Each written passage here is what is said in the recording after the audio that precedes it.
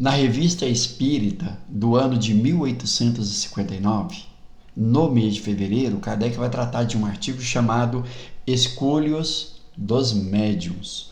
Em algum momento, nesse artigo, ele vai dizer o seguinte: os espíritos que nos cercam não são passivos. Trata-se de uma população essencialmente inquieta, que pensa e age sem cessar, que nos influencia malgrado nosso, que nos excita ou nos dissuade, que nos impele ao bem ou ao mal, o que não nos tira o livre-arbítrio mais do que os bons ou maus conselhos que recebemos de nossos semelhantes, ou seja, dos encarnados. Todavia, quando os espíritos imperfeitos instigam alguém a fazer uma coisa má, sabem muito bem a quem se dirigir e não vão perder tempo onde veem que serão mal recebidos. Eles nos excitam conforme nossas inclinações ou conforme os germes que em nós veem e de acordo com nossas disposições em ouvi-los. Eis porque o homem firme nos princípios do bem não lhes dá ouvido ou oportunidade.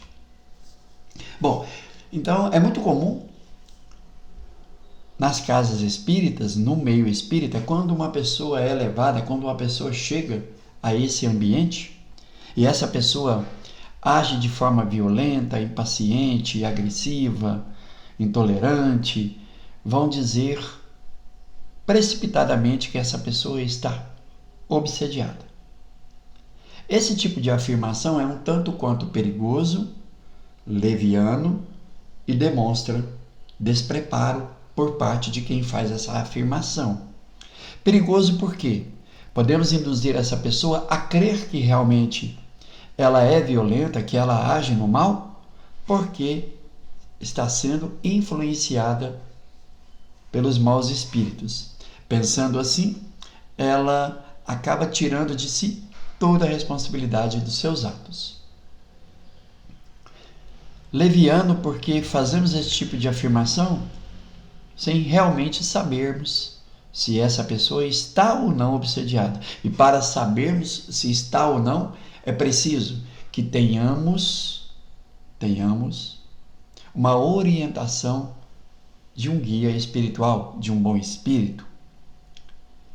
E quando fazemos essa afirmação, denota despreparo, porque não conhecemos de forma alguma a questão psicológica, ao fazer afirmações que ela está obsediada.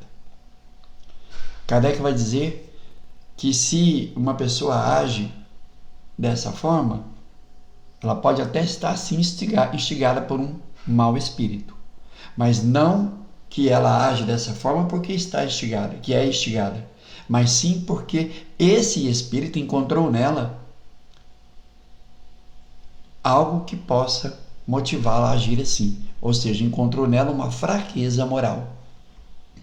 Uma vez que a pessoa resiste a esses maus conselhos, a pessoa resiste ao mal, vai resistir aos maus conselhos desses espíritos que, claro, vão até se afastar, não vão perder tempo. É importante, mais do que tudo, acima de tudo, o estudo da moral. É importante entender que o Espiritismo nos esclarece que todo ato, bem ou mal, é de toda responsabilidade nossa. Se somos conduzidos a praticar o mal por espíritos maus, é porque em nós há esse germe. Se praticamos o bem, é porque os bons espíritos nos ajudam cada vez mais a praticar o bem, nos inspirando bons conselhos. Então não vamos jamais pensar que quando pratico o mal é porque eu fui induzido a isso. Logo, tem atenuantes para mim. Há atenuantes. Se pratiquei o mal, é porque um mau conselho foi dado a mim. Eu fui dirigido por esse mau espírito. Isso é grave, isso é um equívoco. Quando Jesus vai dizer: orai e vigiai, vigiai e orai, é muito bem isso. Pensar antes de agir. Pensar antes de falar.